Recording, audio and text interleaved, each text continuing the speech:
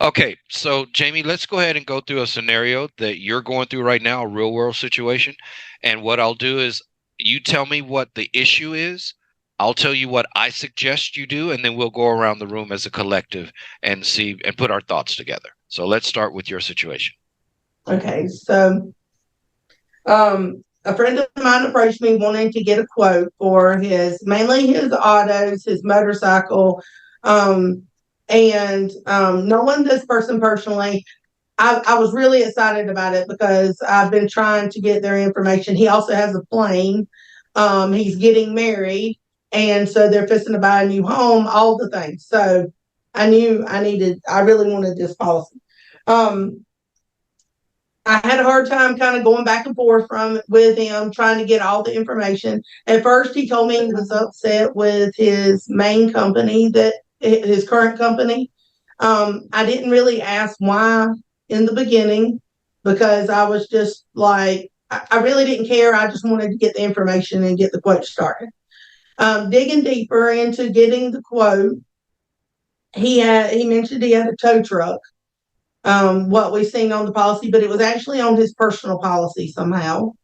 Um, and it actually needed to be on a commercial policy because he's going to be using it for a business that he's fixing to start on the side, towing for the highway patrol. Then he sends me information of, well, the other company had it on my personal policy. I don't understand why it needs to go on this policy type thing. And then, so one of the objectives I would say would be getting all the information, kind of going back and forth. Um, as I talk with him more, I kind of see that he's somebody I think I'm going to have to set up an appointment to actually be face to face with versus over the phone, email, or text messages. Because there's so, as we're digging deeper, it seems like there's even more policies. But I sent him all of the quotes that I had thus far because I didn't want him to think we wasn't doing anything.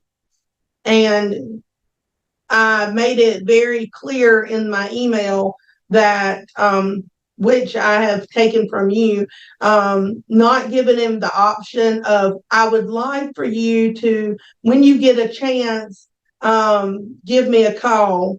I said we have to set up a schedule of an appointment to discuss this policy further. But Okay. until this morning, I didn't hear anything from him. All right. So we've got four things that we have to deal with in this particular situation. Okay.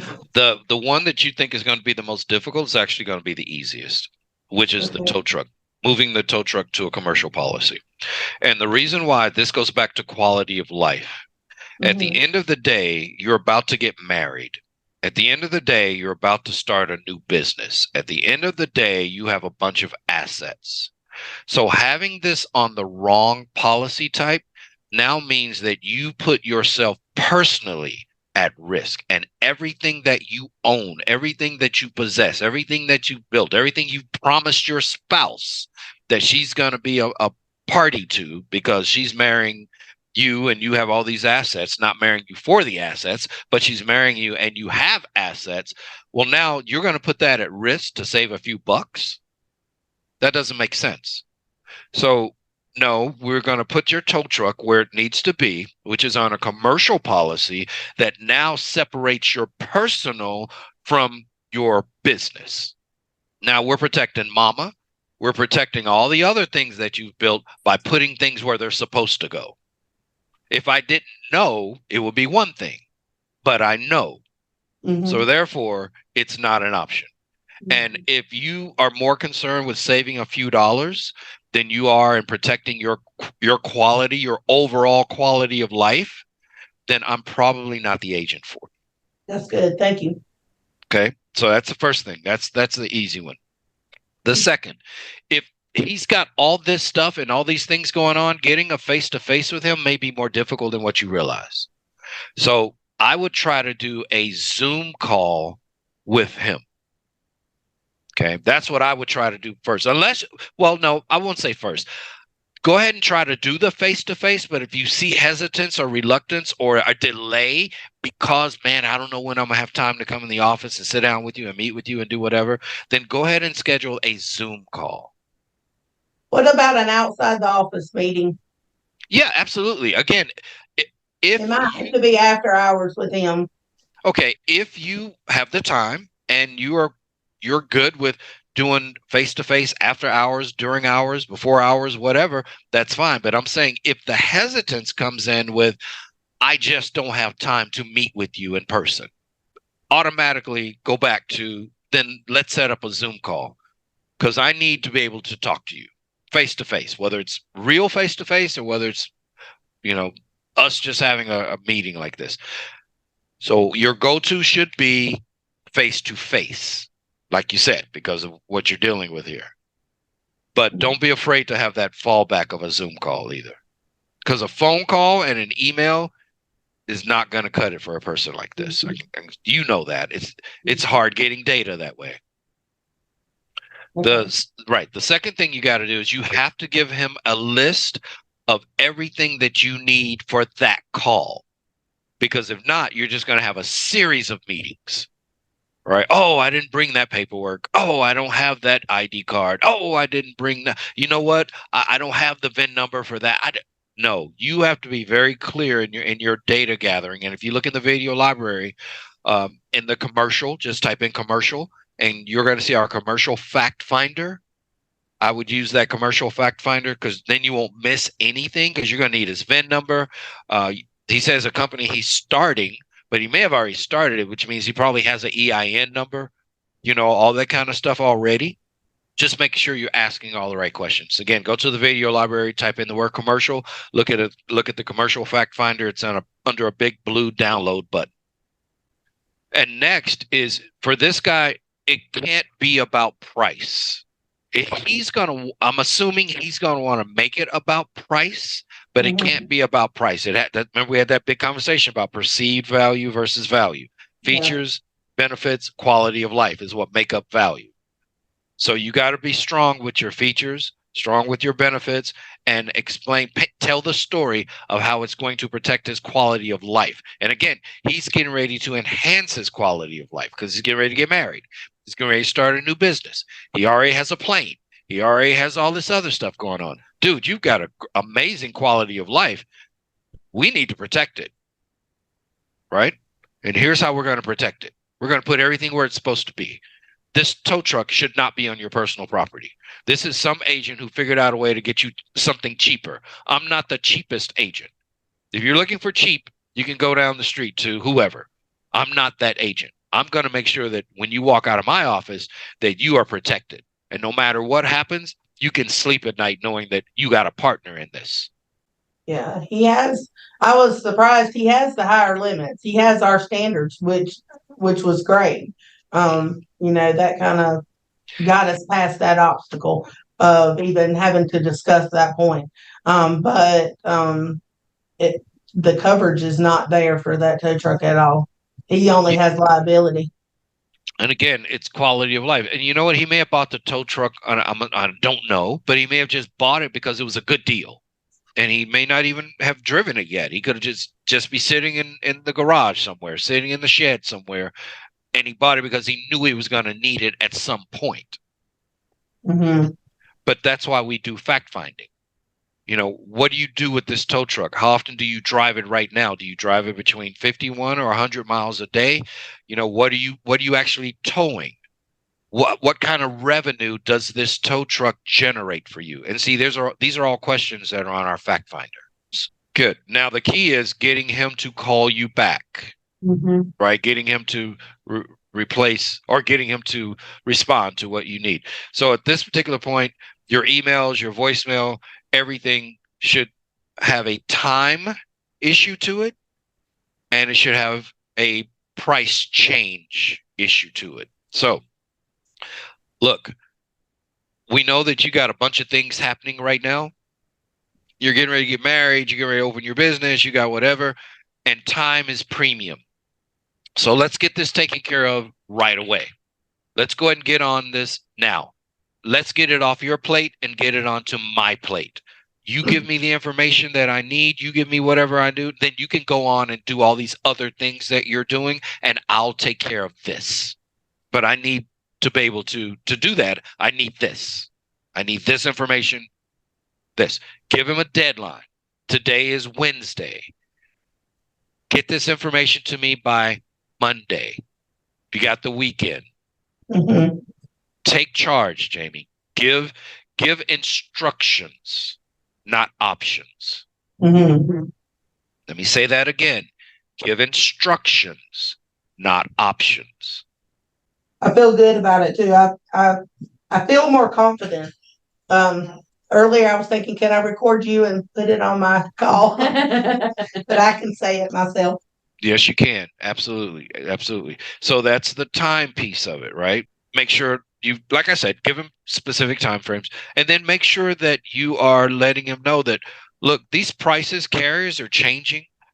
Guidelines are changing every day. It's a hard market right now. What that means for us is that the price that I give you today may only last a week or two before there's a change in our industry, and that price could change or go up.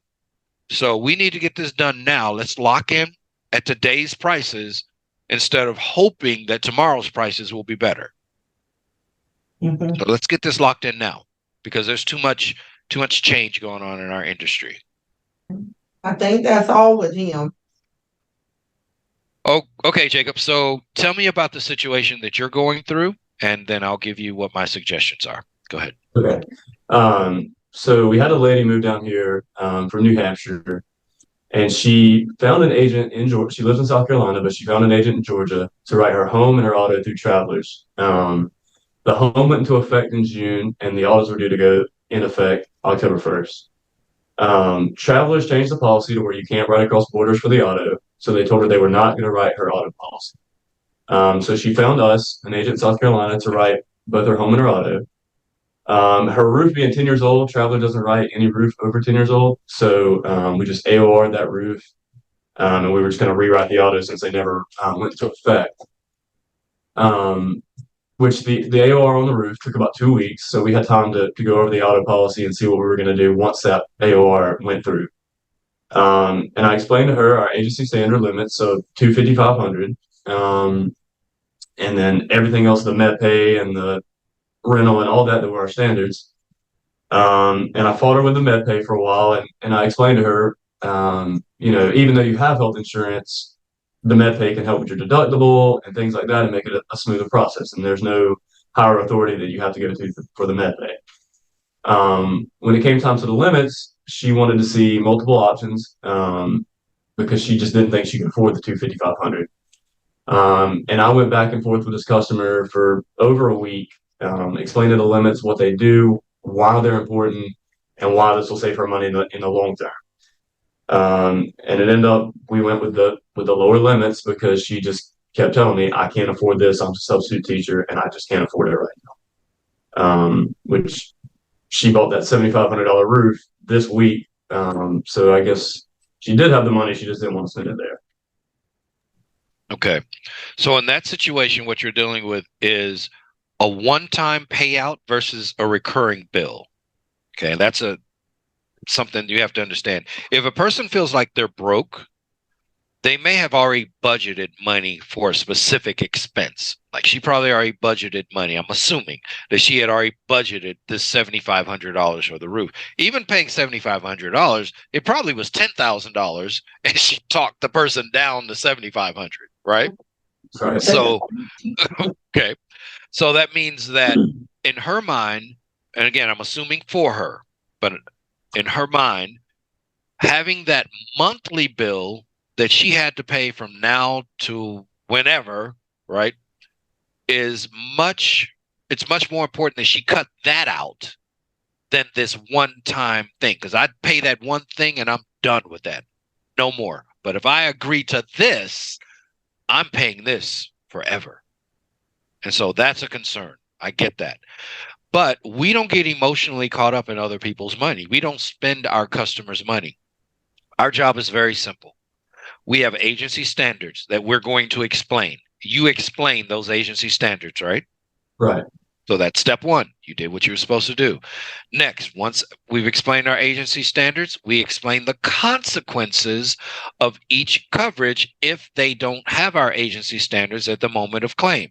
So you went through the consequences and made her very clear and made it very clear and made her aware these are possible consequences you could face if you have a claim and you have these minimal coverages. You explained that, right?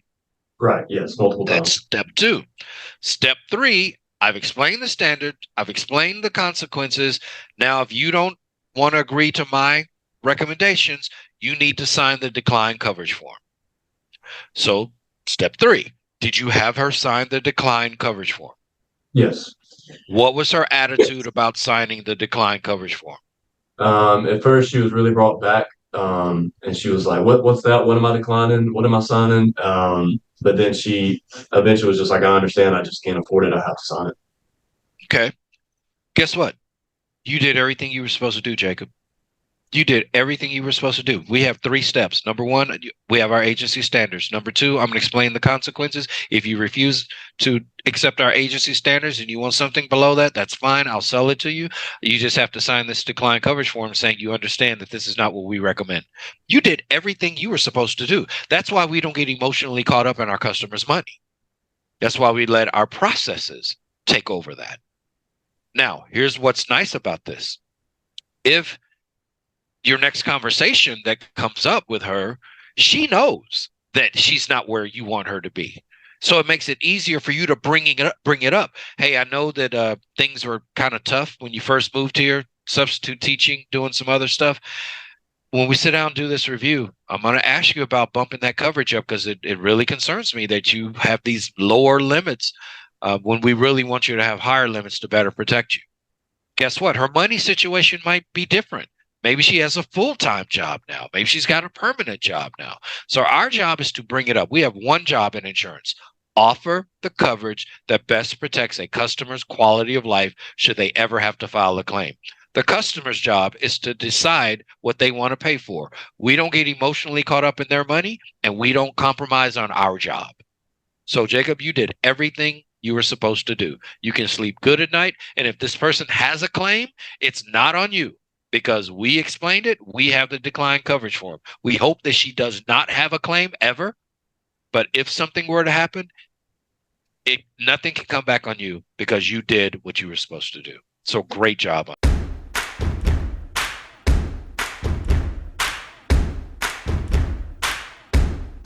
Hey there, insurance agents. Are you tired of hearing how every technology tool, coaching program, or marketing program is going to show you how to take your insurance agency to the next level? The reality is, without having established agency processes that incorporate technology, automation, conversations, email, text message templates, and time management, nothing will stick in your agency for very long. Even without structure and processes, your team is always going to figure out a way to get things done. You know that. So the issue is not that your team needs more things to do. What they want is to be more efficient with the things that they already do. I'm going to quickly give you 8 reasons why you should become a member of Inspire a Nation Business Mentoring and our insurance agent mentoring and coaching program. Reason number 1, we have tailored coaching. We provide personalized strategies to meet your agency's unique needs. Reason number 2, proven processes. Over the last 18 plus years, we've grown from a scratch agency to a partnership of over 150 insurance agencies that in total produce over $1 billion a year in new and renewal insurance premium. Reason number 3, industry experts. Read our Google and LinkedIn reviews and hear it from our happy clients who've already seen remarkable results. Reason number 4, our video and document library. We give the templates, scripts, documents, forms, checklists, everything that you need, and they can be easily modified and used in your agency. More importantly, we help you set up and implement the templates that we provide. Reason number 5, comprehensive training. We cover everything from lead generation to sales to marketing to maximizing the technology tools you use in your agency. Reason number 6, agency level coaching and training, and role play sessions. Any program can tell you what to say and do, but actually seeing and hearing it done correctly leaves a lasting impact on your agency. Reason number 7, membership price. You won't find a program that gives you as much value as Inspire Nation Business Mentoring, not in the insurance industry. Other programs charge you thousands of dollars a month and only deliver a fraction of the resources we provide at Inspire Nation Business Mentoring. Reason number 8, virtual coaching. We schedule all virtual sessions so that they're convenient for your agency. We don't block you into our schedule. So what are you waiting for? Check out Inspire Nation Business Mentoring today and let us help transform your insurance agency, and let's do it together. Visit our website at www.inspireanation.org. Again, that's www.inspireanation.org. I'm Dr. Billy Williams, president of InspireNation.org and senior instructor. Thanks, guys. Have a great day.